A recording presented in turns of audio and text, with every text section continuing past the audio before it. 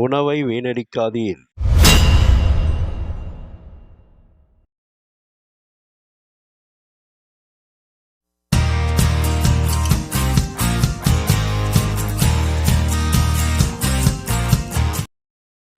Hi viewers and subscribers. ஒரு அற்புதமான சூப்பரான டேஸ்ட்டில் ரொம்ப எளிமையாக ரொம்ப ஈஸியாக ஒரு அருமையான மிளகாய் மண்டி செய்கிறோம். அதுக்கு முன்னாடி நம்ம சேனலை சப்ஸ்கிரைபர் பண்ணிக்கோங்க, பக்கத்தில் இருக்க பெல்லைக்கான ப்ரெஸ் பண்ணிக்கோங்க. இந்த மிளகாய் மண்டி பார்த்திங்கன்னா ரொம்ப ஈஸியாக செய்யலாம். காய்கறிகள்லாம் ரொம்ப தேவைப்படாது. அதுக்கு நம்ம நல்ல மிளகாயை 10 மிளகாய் பச்சை மிளகாய் எடுத்துக்கோங்க. ஒரு 50 கிராம் வெங்காயம், அதே போல் தக்காளி பார்த்திங்கன்னா ஒரு 50 கிராம் தக்காளி இந்த மாதிரி நல்ல தக்காளியாக எடுத்துக்கோங்க.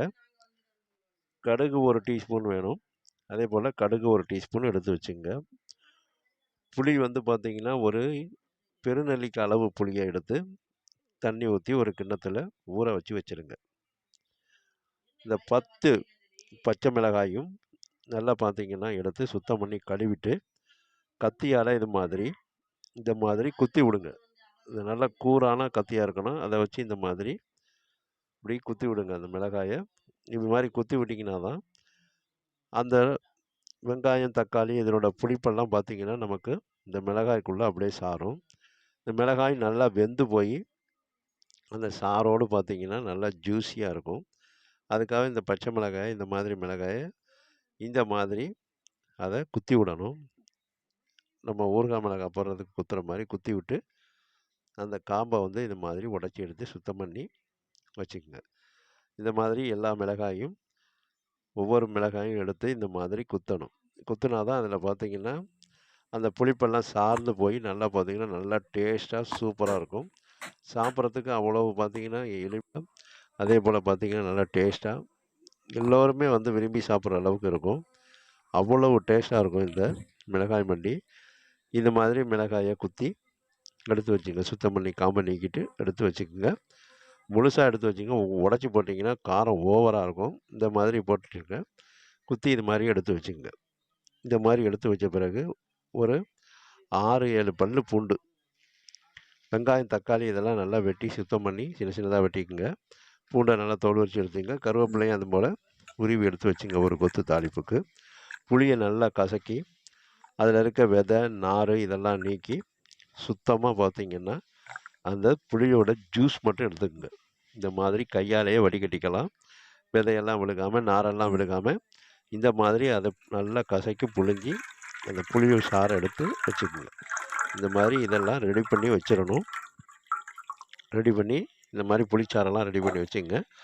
ஒரு அடுப்பை பற்ற வச்சு ஒரு அகலமான கடாயை அடுப்பில் வைங்க. குழம்பு வைக்கிற மாதிரி உள்ள பாத்திரம். இந்த மாதிரி பாத்திரத்தை அடுப்பில் வச்சு நான் தேங்காய் எண்ணெய் விட்டுக்கிறேன். நீங்கள் அதுபோல் உங்கள்கிட்ட எந்த எண்ணெய் இருந்தாலும் நல்லெண்ணெய் விட்டாலும் நல்லது தான். இப்போ நல்ல எண்ணெய் சூடு வந்தானே ஒரு டீஸ்பூன் நம்ம கடுகு சேர்த்துக்கிறோம். ஒரு டீஸ்பூன் கடுகு, அதோட பார்த்திங்கன்னா ஒரு டீஸ்பூன் கடுகு சேர்த்துருங்க. அதே போல் பார்த்திங்கன்னா ஒரு டீஸ்பூன் வெந்தயம், ஒரு டீஸ்பூன் வெந்தயம் சேர்த்துங்க. இது நல்லா பொரிஞ்சு வரணும். இது நல்லா பொரியணும். நல்லா வெடித்து கடுகெல்லாம் வெடித்து வெந்தயமெல்லாம் வெடித்து பொரிஞ்சு வரணும். அப்போ தான் பார்த்திங்கன்னா நல்லா நறுமணமாக இருக்கும், நல்லா டேஸ்ட்டாக இருக்கும். உங்களுக்கு சாப்பிட பார்த்திங்கன்னா நல்லா திரும்ப திரும்ப சாப்பிடணுங்கிற போல் இருக்கும். அந்த அளவுக்கு இது பார்த்திங்கன்னா நல்லா சுவையாக இருக்கும், ரொம்ப ஈஸியாக இருக்கும். இதுக்கு பெரிய அளவில் காய்கறி எல்லாம் தேவையில்லை. வெங்காயம் தக்காளி பச்சை மிளகாய் இதுபோல் வீட்டில் இருக்க ஜாமானே இருந்தால் போதும். ரொம்ப ஈஸியாக ரொம்ப குறைஞ்ச நேரத்தில் ரொம்ப குயிக்காக செஞ்சிடலாம். இந்த மாதிரி நல்லா கடுகு நல்லா பொரிஞ்சு வந்த பிறகு நம்ம நறுக்கின வெங்காயத்தை சேர்த்துக்குவோம். நறுக்கின வெங்காயத்தை சேர்த்து இதை நல்லா வதக்கி விடுங்க. இதை நல்லா வதக்கி விட்டுக்கிட்டே வரணும். வெங்காயத்தை சேர்த்து இந்த வெங்காயம் நல்லா வதக்கணும். இப்போ எதுவும் இதில் பார்த்திங்கன்னா தண்ணியோ எதுவும் சேர்க்கக்கூடாது. இதெல்லாம் பார்த்திங்கன்னா எண்ணெயிலேயே தான் சேர்க்கணும்.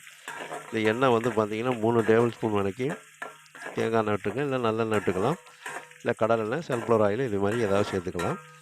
எந்த எண்ணெய் இருக்கோ அதை சேர்த்துங்க. இப்போ இது மாதிரி நல்லா பார்த்திங்கன்னா இதை வதக்குங்க. இந்த மாதிரி வதக்கணும். இந்த மாதிரி வதங்கின பிறகு நம்ம நறுக்கின தக்காளியை சேர்த்துக்குங்க. நறுக்கின தக்காளியை சேர்த்து அதையும் நல்லா பார்த்திங்கன்னா வதக்கி விட்டுக்கிட்டே வாங்க. இந்த மாதிரி வதக்கி விடணும். அது கூட பார்த்திங்கன்னா தக்காளி கூட நம்ம தக்காளி சேர்த்தோன்னே அது கூட இந்த 7 பல் பூண்டையும் சேர்த்துருங்க. பூண்டை சேர்த்து அது கூட நம்ம ஒரு கொத்து கருவேப்பிலையும் சேர்த்துக்கணும். ஒரு கொத்து கருவேப்பிலையும் சேர்த்து இந்த தக்காளி, வெங்காயம், பூண்டு, கருவேப்பிலையெல்லாம் சேர்த்து நல்லா வதக்கணும். இந்த கருவேப்பிலை பார்த்திங்கன்னா இந்த எண்ணெயிலே நல்லா பொரிஞ்சு வந்துடும். இந்த மாதிரி நல்லா அதை வந்து வதக்குங்க. இது மாதிரி நல்லா வதக்கிக்கிட்டே வாங்க. இந்த மாதிரி நல்லா வதக்கி நல்லா பார்த்திங்கன்னா அது அந்த நல்லா வெந்து வரணும். அப்போ தான் உங்களுக்கு பார்த்திங்கன்னா அந்த மிளகாயோட இதெல்லாம் பார்த்திங்கன்னா நல்லா சாரும். இதில் இருக்க பச்சை நறுமணமெல்லாம் போய் நல்லா வெந்து வரணும். அந்த அளவுக்கு இதை நல்லா வந்து வதக்கணும். இந்த மாதிரி வதக்கின பிறகு இது மாதிரி நல்லா வதக்கி விட்டுடுங்க. வதக்கின பிறகு மஞ்சத்தூள் ஒரு 1/4 டீஸ்பூன் மஞ்சத்தூள், ஒரு 1/4 டீஸ்பூன் பெருங்காயத்தூள் சேர்த்துங்க. சேர்த்து இதையும் நல்லா வந்து பார்த்திங்கன்னா சேர்த்து வதக்கிக்கிட்டே வாங்க. இந்த மாதிரி வதக்கிக்கிட்டே வந்தீங்கன்னா இது நல்லா பார்த்திங்கன்னா நல்லா வாசமாகவும், நல்லா பார்த்திங்கன்னா உங்களுக்கு நல்ல கலராகவும், நல்லா உங்களுக்கு அவ்வளவும் இந்த பெருங்காயத்தோட வாசம் அப்படி இருக்கும். அதோட பார்த்திங்கன்னா நம்ம இந்த வெங்காயம், தக்காளியெல்லாம் வதங்கணும்னா அது கூட நம்ம பச்சை மிளகாய் இந்த 10 மிளகாயும் சேர்த்துக்கிறோம். சேர்த்து இதோட நல்லா இதை வதக்கி விடணும் இந்த எண்ணெயிலேயே. இப்போ எதுவும் சேர்க்கக்கூடாது, தண்ணியும் எதுவும் சேர்க்கக்கூடாது. இந்த வெங்காயம், தக்காளி, பூண்டு, அதே போல் பார்த்திங்கன்னா கருவேப்பிலை, மஞ்சத்தூள், பெருங்காயத்தோடு சேர்ந்து நல்லா இந்த எண்ணெயிலேயே வதங்கணும். எண்ணெயிலே வதங்கும் போது கொஞ்சம் இதுக்கு தேவையான உப்பு கொஞ்சம் 1/4 டீஸ்பூன் சேர்த்துங்க. அப்புறம் உப்பை நீங்கள் டேஸ்ட் பண்ணி பார்த்து கூட குறைச்சி சேர்த்துக்கலாம். இந்த உப்பு இதுக்கு போதுமானது. இந்த மிளகாயும் இந்த தக்காளி, வெங்காயமும் நல்லா வெந்து வரும். அதோட இந்த மிளகாய் வந்து பார்த்திங்கன்னா இந்த தக்காளி, வெங்காயத்தோட சாரெல்லாம் உள்ளே இழுத்து நல்லா அப்சர்வ் ஆகி வேகணும். அந்த அளவுக்கு இதை நல்லா வதக்கி விட்டுறணும். வதக்கி விட்டிங்கன்னா தான் உங்களுக்கு அந்த டேஸ்ட்டு வரும். இப்போ நம்ம இந்த மாதிரி வதங்கின பிறகு கரைச்சி வச்சுருக்க அந்த புளித்தண்ணியை அப்படியே சேர்த்துருங்க. கரைச்சி வச்சுருக்க புளித்தண்ணியை சேர்த்துங்க. புளித்தண்ணியை சேர்த்து இந்த மிளகாய், அந்த வெங்காயம், தக்காளி எல்லாத்தையும் சேர்ந்து இந்த மிளகாய் வந்து பார்த்திங்கன்னா அந்த புளித்தண்ணியெல்லாம் உள்ளே இழுத்துக்கிட்டு நல்லா வெந்து உங்களுக்கு அதை சாப்பிடும்போது அவ்வளோ டேஸ்ட்டாக இருக்கும். அது கூட வந்து பார்த்திங்கன்னா இந்த புளித்தண்ணி சேர்த்த பிறகு ஒரு சின்ன துண்டு வெல்லம் சேர்த்துங்க. அது இன்னும் டேஸ்ட்டு ஹையாக இருக்கும். இந்த மாதிரி நம்ம வெல்லம்லாம் சேர்த்து இந்த புளித்தண்ணியிலேயே இந்த மிளகாய் திரும்பவும் நல்லா வேகணும். நம்ம ஏற்கனவே வதக்கியிருக்கோம். இப்போ இது நல்லா பார்த்திங்கன்னா வெந்து வரணும். நல்லா கொதித்து அது வந்து பார்த்திங்கன்னா வெந்து வரணும். இது கொதிக்கிறதுனால வந்து பார்த்திங்கன்னா எதுவும் கடுத்து போகாது. இந்த புளி பார்த்திங்கன்னா நல்லா இந்த மிளகாயில் சார்ந்து உங்களுக்கு இந்த மிளகாய் மண்டி அவ்வளவு டேஸ்ட்டாக, அவ்வளவு ஹைலைட்டாக, நல்ல டெலிஷியஸாக இருக்கும். இதில் வந்து பார்த்திங்கன்னா நம்ம நல்லா கொதிக்கும்போது இந்த மாதிரி நல்லா கொதித்து வரணும். அது அப்போ தான் உங்களுக்கு அது கொதித்து வரும்போது நல்ல வாசமும் இருக்கும். இந்த புளித்தண்ணியோட கொஞ்சம் டேஸ்ட் பண்ணி பார்த்து உப்பு சேர்த்துங்க.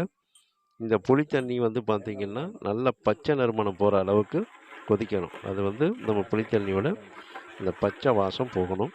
அந்த அளவுக்கு கொதிக்கணும். இதை நல்லா இது மாதிரி கலந்து விட்டுடுங்க. கொஞ்சம் உப்பு சேர்த்து நல்லா டேஸ்ட் பண்ணி பார்த்து சரியான அளவு உப்பு சேர்த்து நீங்கள் அதை நல்லா மிக்ஸ் பண்ணி விட்டுட்டிங்கன்னா இப்போ அது நல்லா கொதித்து வரும். இப்போ கொதித்து இந்த மிளகாய் பார்த்திங்கன்னா உங்களுக்கு இந்த புளி தண்ணியிலேயே வெந்துடும். நல்லா வெந்து அது பார்த்திங்கன்னா அந்த மிளகாய் எடுத்து கடிக்கும்போது அந்த புளிப்பு, காரம் இதெல்லாம் பார்த்திங்கன்னா அப்படி இருக்கும். அதில் ஒரு கொஞ்சம் வெல்லம் போட்டிருக்கிறது நல்லா ஒரு இனிப்போடும் அருமையான டேஸ்ட்டில் இருக்கும். இது எல்லாருமே திரும்ப திரும்ப செஞ்சு கேட்பாங்க. அந்த அளவுக்கு சூப்பராக இருக்கும். சாதத்தில் போட்டு பிசைஞ்சு இந்த மிளகாயோடு பிசைஞ்சு சாப்பிட்டிங்கன்னா புளிப்பு, காரம் இதெல்லாம் பார்த்திங்கன்னா உங்களுக்கு ஒரு குழம்புல கூட அப்படி இருக்காது. அந்த அளவுக்கு டேஸ்ட்டாக இருக்கும். இப்போ நல்லா பார்த்திங்கன்னா இது நல்லா கொதித்து இந்த பச்சை மிளகாய் நல்லா வெந்த பிறகு நம்ம ஒரு 1/4 மூடி தேங்காயில் சோம்பு ஜீரகம் சேர்த்து அரைச்சி வச்சுருக்கணும். அரைச்சி அதை ரெடி பண்ணி வச்சுங்க. இந்த மாதிரி ஒரு மூடியை போட்டு மூடி வச்சுங்க. அந்த மிளகாய் நல்லா வெந்து நல்லா பார்த்திங்கன்னா அந்த பெருங்காயத்தோட வாசம், அந்த வெந்தயத்தோட வாசம், இதெல்லாம் தக்காளி, வெங்காயத்தோட எல்லாம் பார்த்திங்கன்னா நல்ல வாசமாக இருக்கும். இப்போ நல்லா அந்த புளியோட பச்சை நறுமணமெல்லாம் போய் நல்லா பார்த்திங்கன்னா மிளகாய் மண்டி வாசம் வரும்போது நம்ம அரைச்சி வச்சுருக்க தேங்காய் யாரும் சேர்க்க மாட்டாங்க. நம்ம 1 டீஸ்பூன் மட்டும் சேர்த்துட்டிங்கன்னா இந்த மிளகாய் மண்டி அவ்வளோ ஹைலைட்டாக இருக்கும். ஏன்னா அந்த மிளகாயோட காரம் மைல்டாக இருக்கும். ரொம்ப ஹெவியாக இருக்காது. மிளகாய் எடுத்து அப்படியே நீங்கள் சாப்பிட்லாம். அந்த அளவுக்கு இருக்கும். சாதத்தோடு போட்டு இந்த மிளகாயும் சேர்த்து பிசைஞ்சு சாப்பிட்டிங்கன்னா அவ்வளவு சூப்பராக இருக்கும். இந்த மிளகாய் மண்டி பார்த்திங்கன்னா ரொம்ப செய்யறதுக்கு ரொம்ப எளிமையாக இருக்கும். ஒரு வீட்டுக்கு ஒரு விருந்தாளி வந்தால் கூட ரொம்ப எளிமையாக நம்ம செஞ்சிடலாம். இப்போ அற்புதமாக இந்த மிளகாய் மண்டி நமக்கு சூப்பராக ரெடியாகி வந்துருச்சு. இப்போ நம்ம அடுப்பை ஆஃப் பண்ணிக்கிறோம். அடுப்பை ஆஃப் பண்ணிவிட்டு ஒரு பவுலுக்கு மாற்றிக்குங்க. பவுலுக்கு மாற்றின பிறகு இந்த மாதிரி மிளகாய் மண்டி ரொம்ப குயிக்காக எளிமையாக ரொம்ப சீக்கிரமாக செய்யலாம். விசேஷத்துலலாம் கூட செஞ்சு வைக்கலாம். ஹோட்டலில் மெஸ்ஸிலலாம் செஞ்சு வைக்கலாம். இது மாதிரி சாதத்தோட அப்பளம் வெண்டைக்காய் பொரியலோடு இந்த மிளகாய் மண்டியை நீங்கள் அதில் ஊற்றி அந்த சாதத்தோட அந்த மிளகாயோட அந்த அப்பளத்தை உடச்சி நீங்கள் சேர்த்து பிசைஞ்சு சாப்பிட்டா ஹைலைட்டாக இருக்கும். இப்போ பார்த்திங்கன்னா அந்த மிளகாயோடு எடுத்து வச்சு அந்த சாதத்தில் பரிமாறுங்க. இது பார்த்திங்கன்னா மெஸ்ஸில் வைக்கலாம், ஹோட்டலில் வைக்கலாம். அதே போல் பார்த்திங்கன்னா உங்களுக்கு தெருவோர கடைகளில் வைக்கலாம். அதே உங்களுக்கு வீட்டுக்கு ஒரு திடீர்னு ஒரு விருந்தாளி வராங்கன்னா உடனே செஞ்சு வைக்கலாம். அது மாதிரி போல் பார்த்திங்கன்னா உங்களுக்கு நீங்கள் வெளியில் போகிறீங்கன்னா இது வந்து டக்குன்னு இது வந்து கெட்டு போகாது. இப்போ செஞ்சு நீங்கள் இதை எடுத்துக்கிட்டு கூட ஆஃபீஸுக்கெல்லாம் கொடுத்து விடலாம். மத்தியான சாப்பாட்டுக்கெல்லாம் இந்த மாதிரி செஞ்சு நீங்கள் கொடுக்கலாம். அவ்வளோ சூப்பராக இருக்கும். இதை அப்படியே இந்த அப்பளத்தை உடைச்சி இந்த மிளகாயோடு சேர்த்து பிசைஞ்சு சாப்பிட்டிங்கன்னா ஹைலைட்டான சூப்பரான மிளகாய் மண்டி நமக்கு அற்புதமான மிளகாய் மண்டி நமக்கு ரெடி ஆகிடுச்சு. இந்த மாதிரி நீங்களும் மிளகாய் மண்டி செஞ்சு சாப்பிட்டு பார்த்துட்டு எங்களோட சேனலை உங்களுடைய நண்பர்களுக்கு ஷேர் பண்ணுங்கள், லைக் பண்ணுங்கள். உங்களுடைய சொந்தக்காரங்களுக்கும் ஷேர் பண்ண சொல்லுங்கள், சப்ஸ்கிரைபர் பண்ண சொல்லுங்கள். நீங்களும் எங்களுடைய மிளகாய் மண்டியை செஞ்சு சாப்பிட்டு பார்த்துட்டு எங்களுடைய வீடியோவை லைக் பண்ணுங்கள். எங்களுடைய வீடியோவை பார்க்கின்ற அனைத்து வியூவர்ஸுக்கும் சப்ஸ்கிரைபர்ஸுக்கும் மனமார்ந்த நன்றியினை தெரிவித்துக் கொள்கிறேன்.